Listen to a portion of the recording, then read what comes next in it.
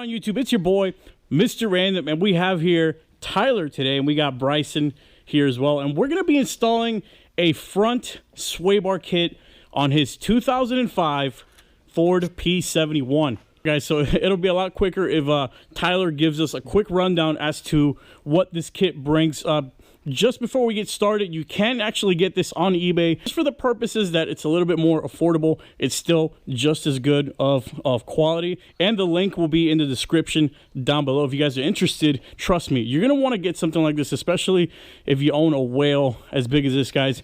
You're gonna want to get yourself a nice beefy front and rear, we'll get to that eventually, sway bar. But Tyler's gonna give us the rundown as to what the kit actually brings off the back, and then what you might actually need to get afterwards. My idea of starting with the front was because that's where all the weight of the car is, that's where the engine is. According to what I've researched, it's either 3/4 or 1 inch factory front sway bar. This is a 1.25 inch diameter solid bar. The kit that I bought, it was on eBay. It did come with your center links, so you'll have bigger diameter end links to put the bar on.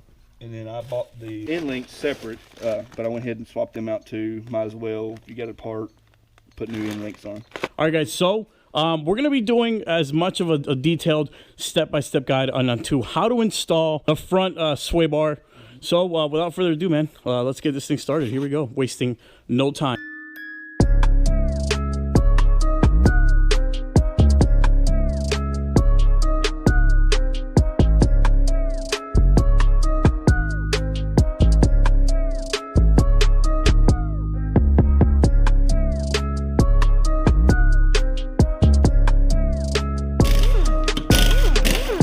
Guys, we're going to stop the video here for a split second. I can't believe what Tyler just told me. All right, you see the drilled and slotted rotors, also ceramic brake pads. And they're directional as well, so they'll have which side goes where.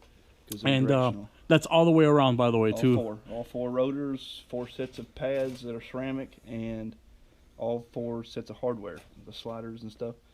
I got it on eBay. I looked around a lot, and I found it for like $138. Damn. Wow, you gotta love it. All right, guys, I want you guys to take a look at these end links right here. You see how skinny they are. It's hard to see. It's hard for the camera to pick it up, but once we get it off, we'll do a direct comparison to what the new ones are going to be like, and you're going to see the thickness is significantly different. That's going to make a huge difference. All right, guys, so we're going to start off with these front end links right here. These right here, guys. So in order to do that, we're actually going to remove the front rotors first. So that's where we're going to begin.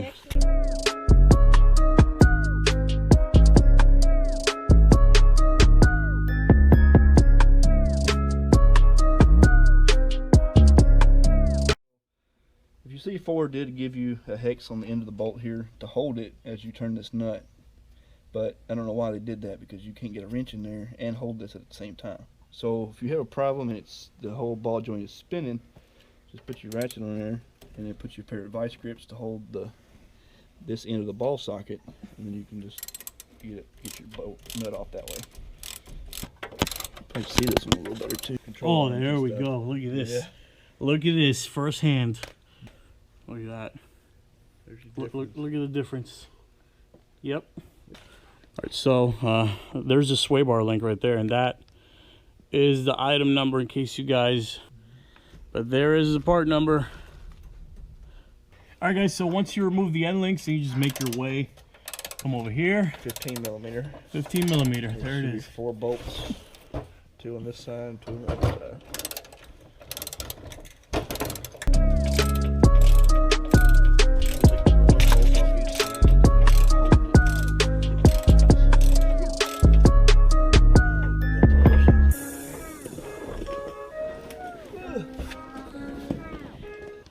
All right, and if you guys are wondering what the part number is, this whole bar right here with the center links, it all comes together, and this is the part number for it.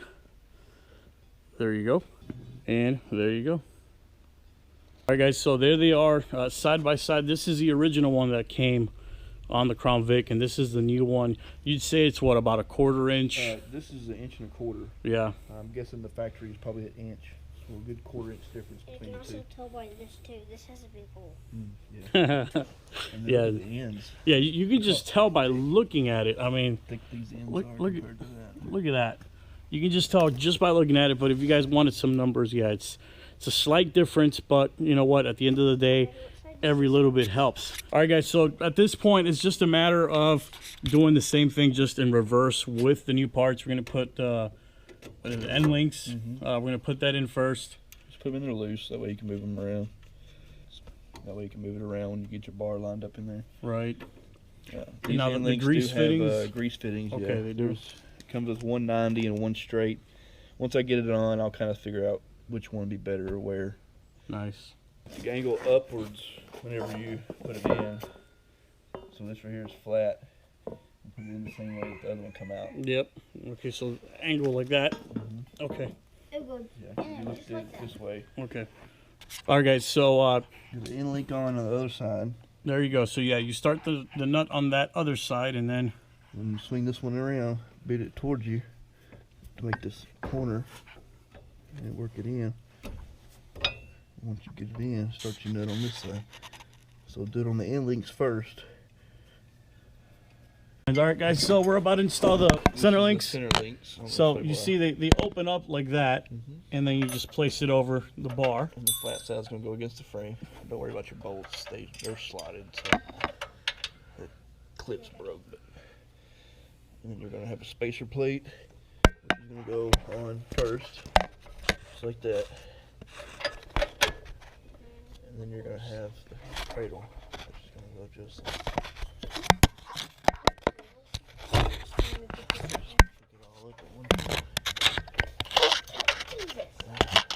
All right, guys. So Tyler just pointed out that when you're installing the bar, you're gonna want to put both center links on at the same time. And why is that?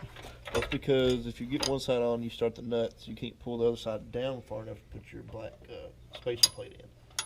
So we put them on at the same time. That way they'll both stay together. All right, so we're putting the grease fittings in that come with the kit. I found that probably the 90 would be best for me on the top. It didn't really tell you what goes where. So I put the 90 on the top, and I have it straight here. And I'm gonna put it right here. All right, guys. At this point, it's pretty much just installing everything back that was removed. The caliper, the rotors, they're all going to go back. Bryson said the wheels, you got to make sure you put the wheels back on. Very good advice. And you're pretty much done. I'd say the only hardest, it's not really hard, just the most time-consuming thing about this whole thing is getting the caliper out, getting the rotor out, just so you can get the tires out, just so you can get enough working room in there. A friend to help you hold that bar that's really heavy. Yeah. You line all those bushings up at the same time. A heavy duty bar. Definitely good advice there. Yeah, it's this is something you can probably pull off by yourself with jacks and all kinds of different contractions, but it's better to kind of bring somebody along because this bar's heavy, but the one that was just installed is even heavier. Believe me, that there's no way you can really, let's say it's probably close to 30 pounds. And when you're down there by yourself and you're doing one side and the other side, it gets, One side drop. yeah, it gets really annoying, man. Just keep doing about 100 of those and you'll be in tip-top shape in no time. The other one.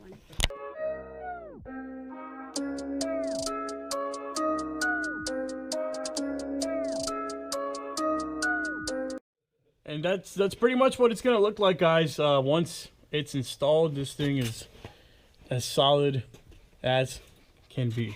I mean, there's like a giant hill and runoff over there, but oh, cool, cop car.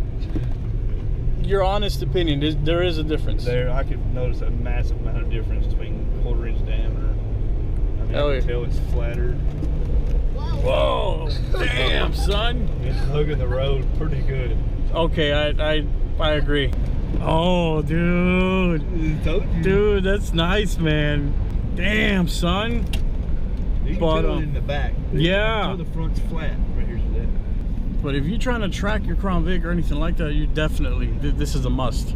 This is a must upgrade. Wasn't the And that is where we're gonna leave it, guys. I hope you guys enjoyed the video. Like I said, even if you plan on just daily driving your Crown Vic, this is a must upgrade, especially if you're going to track it, any of that stuff. But a huge thank you to Tyler and Bryson. He was actually a big help too, man. Teach your kids fraction sizes at a young age. Yeah, there you go.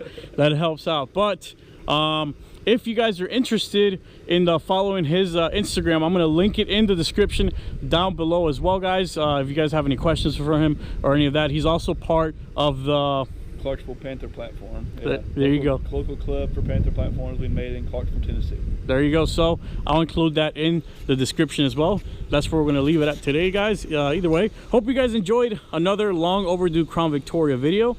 It's your boy, Mr. Random. Take it easy.